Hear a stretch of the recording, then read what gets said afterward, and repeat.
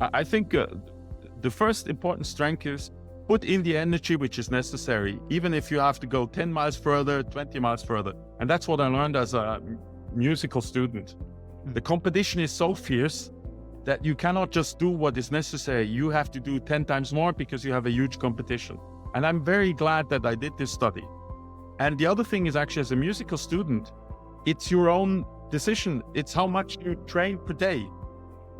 And I remember when I started that, also a moment of fright. I actually looked around my colleagues and asked them, how much do you train per day? And then I put the bar a little bit higher. So that's the first thing. Put in the energy you can and probably a little bit more to get there. The second thing is really don't shy away from responsibility. You cannot always win. In my life, I had my failures, but even if you have a failure, if you can say to yourself, I've really not shied away, I've taken every step necessary, and I even analyze at the end why it failed or why it succeeded, I think you have a good book of recipes. And the last thing is, don't believe you understand how things work. You get in a new domain, it's a new watch, unmount it totally, start to understand where are the cogwheels, in which way they turn, what they have as a function, and so on, and then you can start to reassemble them. And then you actually have an advantage on many people, because in my experience, many people don't do that. Yeah. So you spoke about practice and you spoke about energy, right? So how do you, like for a musician, it's one thing, but as a leader, as an executive, what is it that you practice on a daily basis?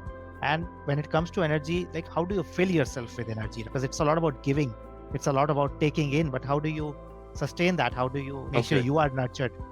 Let me start with the energy part. First of all, I need a good sleep tonight. You can't burn it on all sides. So I have a decent social life, but I'm not going to run every party of this life. Number one. Number two, you have to create yourself spaces where you can actually recharge your batteries. And that everyone has to find. For me, it's reading or watching some films. It's actually motorcycle riding. So every summer I do a 1-week ride to do as many high roads in the mountains and things like that. And I'm also a big fan of, you can almost see it, I do big models. You have to create yourself a space where you can do things which are actually perhaps counterintuitive to what you do. One thing I like with Lego models is you get a construction list, and it tells you really down to the least level, this piece has to go there. Now, I don't work like that. I typically have to write them myself, but it's a great way to change your mind to do that.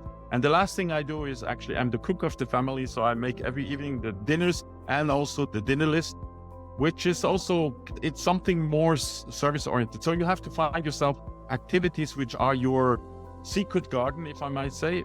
Perhaps it's not secret, and where you feel you can recharge your battery.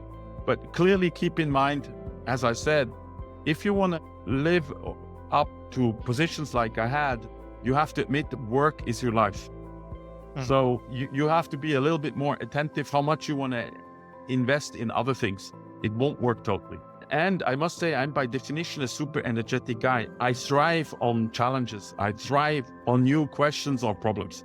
And perhaps the last thing is also to be able to have a system of self-rewarding, recognizing when you thrive and you find a new solution, you do a little pat on your shoulder, don't exaggerate, but on yourself, to actually fuel also your system to create the right products to actually give you a positive kick.